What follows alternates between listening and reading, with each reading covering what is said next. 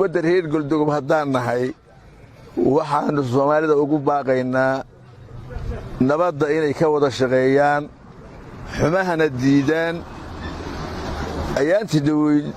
mudaahiraadka dhacay waxaan anigu ra'yiyan u arkaa inuu ahaa inqilaab laysku dayay dawladda in lagu inqilaabo human shelter dadkana lagu gabanayay hubna lagu dhexqalinayay marka aad baanu u cambaaraynaynaa ma soo dhaweynayno nimankan mucaaradka ah oo isku bahaystay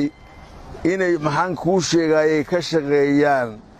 dagaal iyo fidmo abuur xilligan hadday doorasho doon yihiin oo wanaagdoon yihiin xilka dalka ka saaran way garanayaan madax bay ka soo qabteen waxaanay iyagu raalli ka ahayn markay madaxda ka ahaayeen dalka yay cid kale ugu talin annagu cidna naanay samayno walaalahayo waxaan leennahay caqliga adeegsada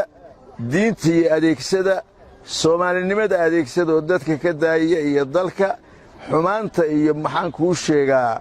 waxyaalaha mukhaabaraadka caalamka soo abaabuleen inaad ka ra'yi qaadataan saasaa aniga ila fiican